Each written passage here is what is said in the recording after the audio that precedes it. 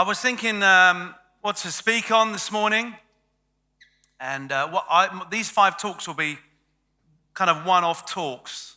I kind of loosely titled these in some kind of series called, If You Remember One Thing, Remember This. Of course, that doesn't work because there's 5, but if you remember 5 things, remember these 5 things.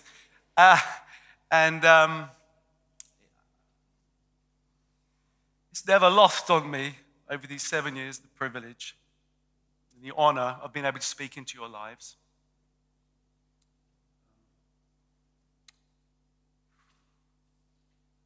And the opportunity,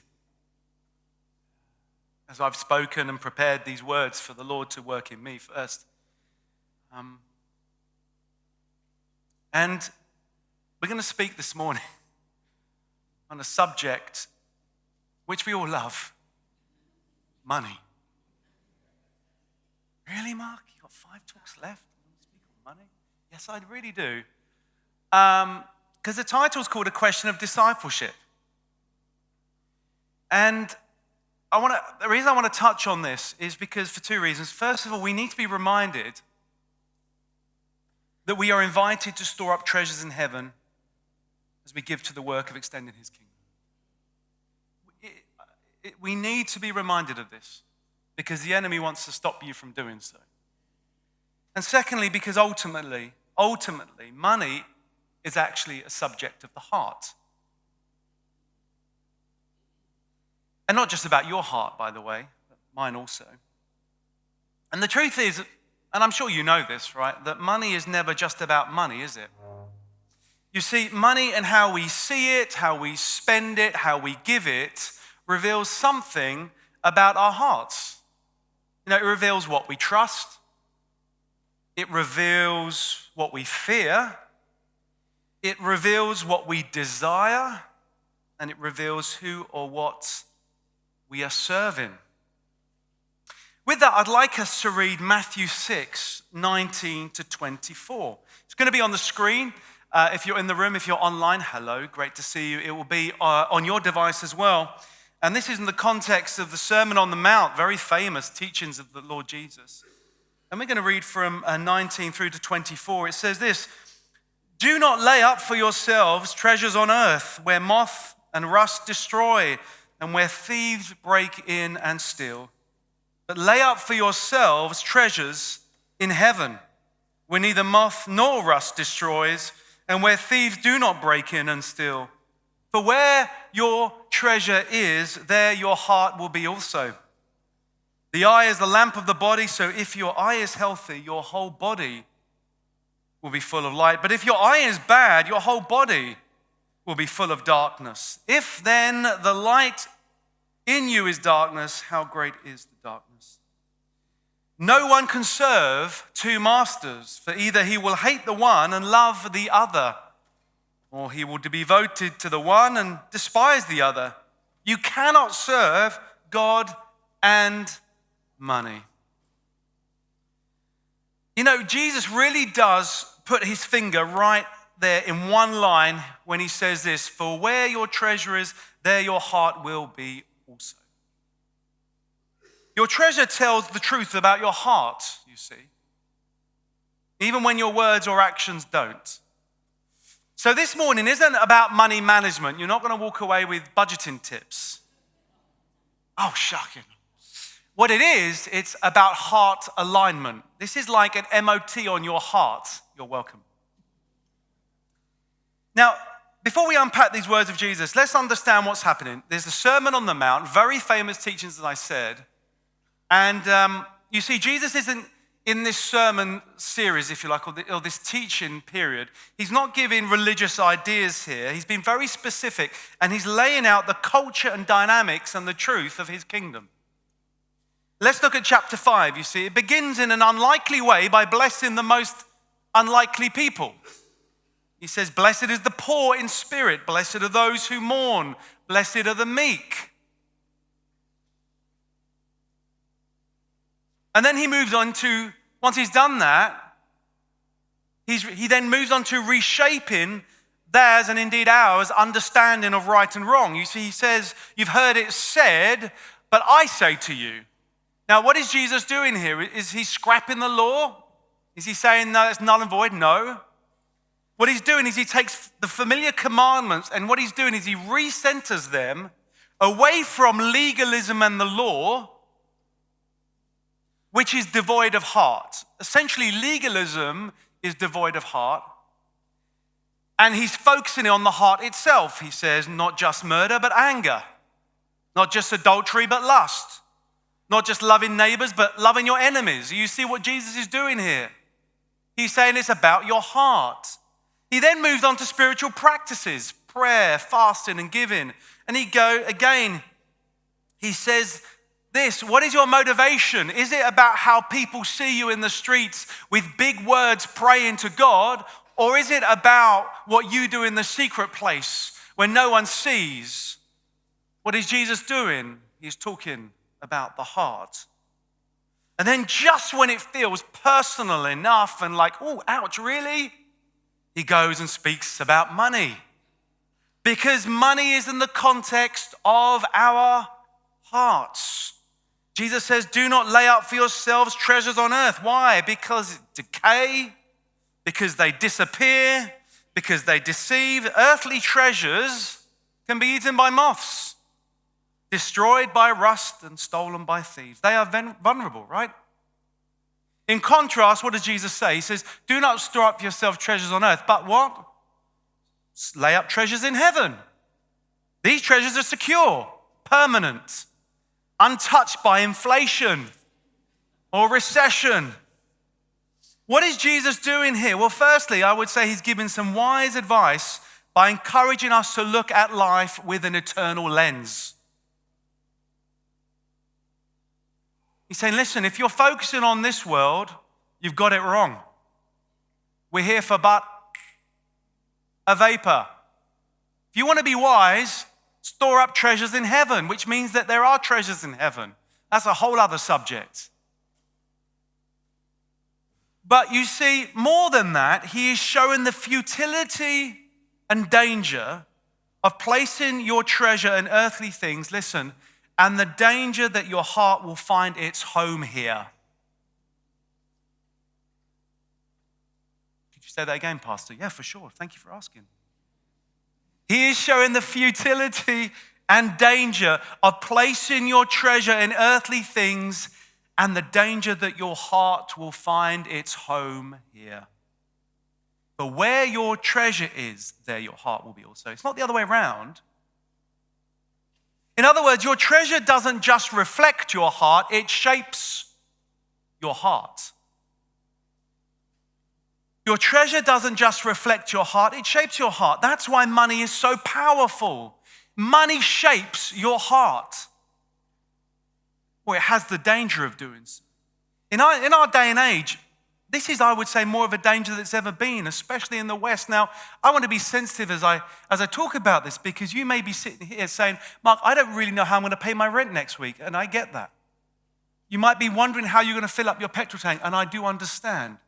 I'm making a general comment as it relates to the time we find ourselves in history in the West. Did you know that stats show that if you earn more than £25,000 a year, listen to this, you're in the top 1% of global income earners. Did you know that? It's a bit surprising, isn't it? Many people in the West fall into this category without even realizing it. Did you know that billions live on less than £4 a day? Billions. So our Western lifestyles are extraordinary. And you know when you boil not that I've ever done this, a frog in a boiling pan, I've never done it, but they don't realize as it gets hotter. And I think that if we were to take a step out of the culture and the lives that we live, and took a 30,000-foot view, go, wow, there is abundance right there. Wow, we're driven by materialism and money more than we have ever had. And by the way, I feel it myself. Don't get me wrong. You see, it's not that your treasure proves where your heart is, it's that your treasure actually pulls your heart there. This is why I think preaching on this before I go is so important. Where you invest financially, emotionally, relationally, your heart moves to. I mean, I remember when I had money in the stock markets or I had money in Forex. My heart was definitely drawn to the Forex exchange. I was looking at it daily. That's why Jesus is so direct. Like, he doesn't beat about the bush, does he? He goes for the jugular. Now, let me be honest with you, and I've referenced this before, and every time I talk on money, I share this. I wish I'd nailed this. But the truth is, I find this as hard as anyone else. You know, many, many years ago, long time ago, I stepped down from a company that I'd founded. And for nearly 2 years, I didn't have work. 2 years. I applied for jobs. I explored opportunities. I knocked on doors. And everything stayed shut. It was confusing. It wasn't easy. It was painful. And to be honest, it was very humbling. And I'm grateful to God that during that time we had family who supported us and literally wrote us a check every month so that we didn't go without. But in that period of time that I look back at, something deeper was happening. You see, nothing's wasted with the Lord, and he works all things for good for those that love him and are called according to his purpose. Romans 8:28.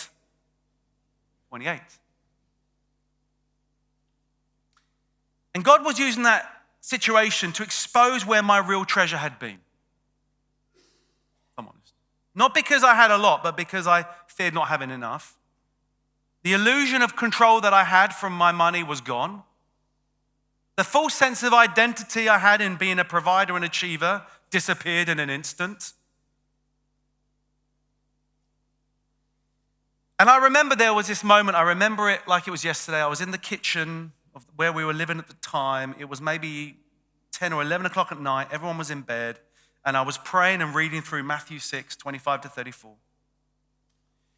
And it felt like medicine to my soul. And I wrote in my journal that I had at the time, God, I didn't know how much I trusted money until I didn't have it. I thought I had faith. Now I see that my treasure was where my heart was also. Even though that was one of the most difficult times, I'm grateful. I'm grateful for the Lord because he loves me and my heart more than my comfort. And we never went without. God was always faithful in those times. And I share that because maybe that hits something in you. Maybe as I speak, you're like, wow, I think you might be touching on something I feel, something that I've been battling with. Now, before we all go out and empty our bank accounts, lest we think that money is evil, I want to clarify, Jesus doesn't say money is evil, does he?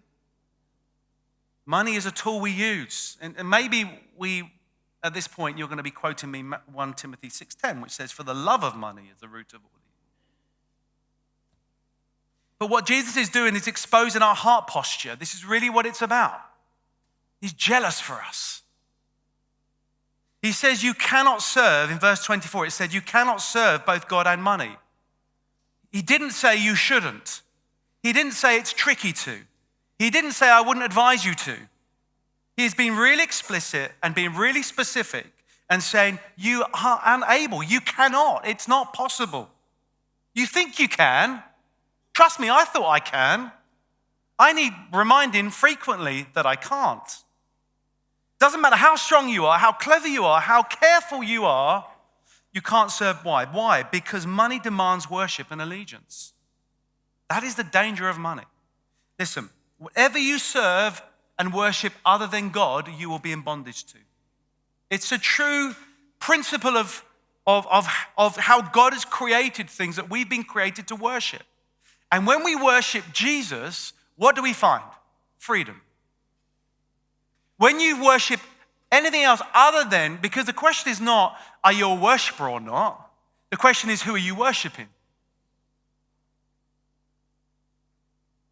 And so if you worship something or someone other than God, what I mean by worship is you put them at the center of your heart, then you become in bondage to that. It becomes your master. And you know this, right?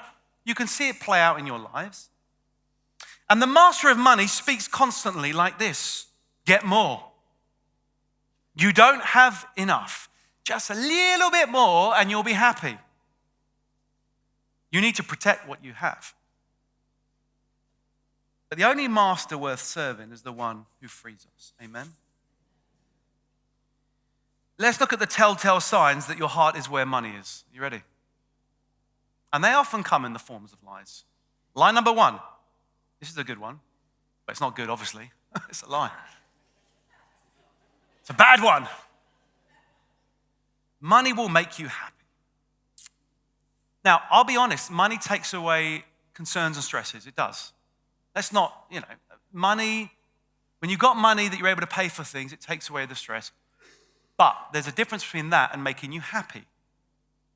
I know multimillionaires that are not happy. I know people with literally nothing and they are way more happy than I am. Happiness doesn't come from what you consume. Whoa, that was really good, Mike. You should say that again. I should, shouldn't I? Happiness doesn't come from what you consume.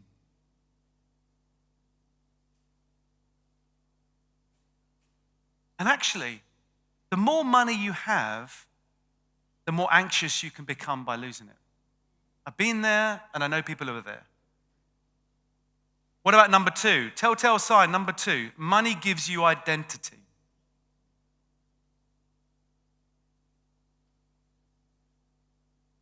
Wow, look at them next door.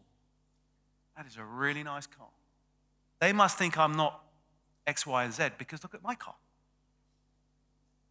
Or if I had this, I could buy that. People would think I'm successful and that I am good at what I do. And I'm sharing these lies because of what I've heard in my head and what you probably have too. And I think sometimes we need to just pause. Say, what's going on in my head? Because oftentimes the thing you think are not your thoughts. Maybe you're here and this has been a biggie for you. You live with regret. You wish you had done this and done that and bought that, and you think that people think that you're a failure or not a success. It's a lie. Your identity doesn't come through money and what you have and all that stuff. What about number 3? Just a little more will be enough. John D. Rockefeller, if you were to account his money that he had then for now with inflation, he would be richer than Elon Musk, who himself has, 260 billion? The question was asked to him, how much is enough? And his answer was just $1 more. Just $1 more. Keep going, just $1 more. You will never have enough. I've been there. I've had a lot and I've had nothing. You will never have enough. Money, the master, will drive you because you're in bondage to it. There's no freedom in it. 4, this is a big one for me. Money is more secure than God.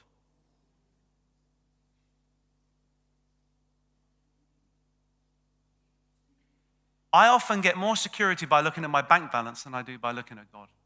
I'd admit it. Man, we've got a pastor like that. Don't worry, I'm going soon. Fine. This is one of my battles, and that was the battle that I went through when I shared that story, when I had nothing. It's like all of a sudden I realized how much my faith had been put in my bank balance. But you see, we need to recognize that Jesus is our provider. Jehovah, Lord God, that's his personal name. Jehovah, what? Jireh, provider. And the root of Jireh, that Hebrew word, means he sees. He sees. Now, I'm not suggesting here that you may not struggle and that you might not have abundance. I'm not talking about abundance and ease. I'm talking about security and provision, and they're different things. But you see, what money will tell you is, I can make you safe. Just a little bit more and you'll feel safe. You'll weather the storm. The Great Depression, if you recall, I can't remember when it was. Tom will know in America. I mean, people that had put all their money in the markets were jumping off windowsills. Because what they had realized was, I got nothing. Their hope was in their money. So I share those because I'll recap them for you. Money will make you happy. Maybe that's you. Money will give you identity. Maybe that's really hit the nerve for you. Just a little more will be enough. Maybe that's what drives you. And maybe money is more secure than God. Maybe that's you. These are whole heart issues, aren't they? Who wants the good news? Jesus offers something better. He invites us to treasure something that is lasting. To store up wealth in a place where moth and rust can't reach it, and inflation can't take it, and market changes can't make it small. And when we do that, when we reorientate our eyes for an eternal perspective, something profound happens, you see. Our heart realigns to him. Because where your treasure is, there your heart is also. And what happens when our hearts align to him versus aligned to the master of money, something significant happens. Significant. We become free again. We're able to take big risks for him and bold steps and courageous steps. And money will make me happy turns into happiness is found in Jesus. And money gives me identity changes to my identity is found in Jesus. And just a little more will be enough changes to I just want more of Jesus. Do you see the difference between in bondage and in freedom? So when we're talking about money, we're talking about our hearts. We're talking about walking in the freedom that Christ Jesus has for us and not being trapped as a slave unto money. Now, as I end, how do we store up treasures in heaven? Well, there's lots of ways. Let me give you some practical ways. Number one, tithing. Now, the actual word tithe means 10%. So just to clarify. And I want to say this, giving 10% of our income to God is not about legalism, it's about love. It's not about doing it out of duty, it's about doing it out of worship. Like, all of God's commandments are there to bless us and to walk in freedom. I can see the wisdom of the Lord in this. It's like, well, think about it. If the love of money is the root of all evil, why don't we have a rhythm in our lives where we put money in its place and we put him where he's due? See the wisdom in this? Like, we talk about when we have our tithes and our offerings that this is part of our worship. It is. Before we get in, and this could be another whole talk around, but isn't that old covenant versus new covenant? Like, the tithe came before the covenant was even introduced. It was when way back Abraham had won a battle, and Melchizedek, the high priest, came, and in praise and worship and thanksgiving to God, Abraham gave a tenth. That's the first place that we see a tithe. This is before the establishment of the law. Just to clarify. It's about modeling a life where we worship him in all things. It's the same with time. Are we giving our time to him first? Are we giving our first fruits first? And tithing is the way in which God has ordained that we would extend his kingdom. In the Old Testament, you would bring the tithe into the storehouse. The storehouse was a place where you provided. This is the storehouse in our new covenant life, the church, because it is the way in which we extend his kingdom to those in need. And I want to just clarify. Oh, he's going there. Yeah, I am, yeah. It is our expectation that if you call this church your home, that you're tithing.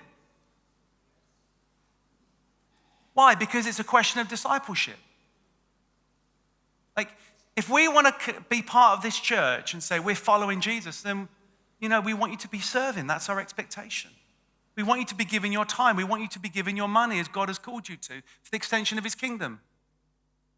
Don't let cynicism come in and say, oh, here we go. We're just looking for some money for I'll be completely frank with you. God in his wisdom has said, listen, tithe into the storehouse. But equally, God knows how to fund his church. If people weren't tithing, we wouldn't be here, would we? I mean, that's just the reality and the practicality of it. Tithing is so important. You know, we got wonderful Chuck and Taryn, our new senior pastors, joining in January. They are going to come with vision and passion, and I want us to be in a position as a church to be able to run and continue to run as we have been running. Let's not pull back in our giving because, pastor's off, we're in this bit of an interlude period. This is the moment to press in. This is the moment to press on. This is the moment to give with expectancy and say, Lord, you are doing something and I want to be part of that. I want to lay up treasures in heaven because I'm part of an eternal church that is extending his kingdom now. Offerings. These are gifts over and above your tithe. You know, those moments where you feel led to give for a charitable organization or someone in need, or there's a particular raise for something. This is offerings. These are gifts that we give over and above our tithe. And I think sometimes we can confuse the two. I get it, tithes and offerings. We often talk about those terms interchangeably, but they are different. A tithe goes into the storehouse. Our offerings are over and above that. And what about acts of righteousness? This is quiet generosity. This is helping the poor, feeding the hungry, encouraging the lonely, giving without need of recognition, putting some cash in an envelope and putting it through someone's letterbox without your name on it. These are beautiful things. And you know something, there's nothing like generosity to break a spirit of poverty. There's nothing like generosity to break a spirit of poverty. And you can never outgive God. The amount of times that I have given and God's given me way back more. That's a kingdom dynamic. That the area with which you sow, you will reap. That's how it works. So how do we store up treasures in heaven? Those are three areas. But you see the wisdom of God in all of those is it breaks the power of serving money and realigns our hearts to his. Why? Because where your treasure is, there your heart is also. Friends, I'd like you to stand as I bring this plane into what I hope is a smooth landing.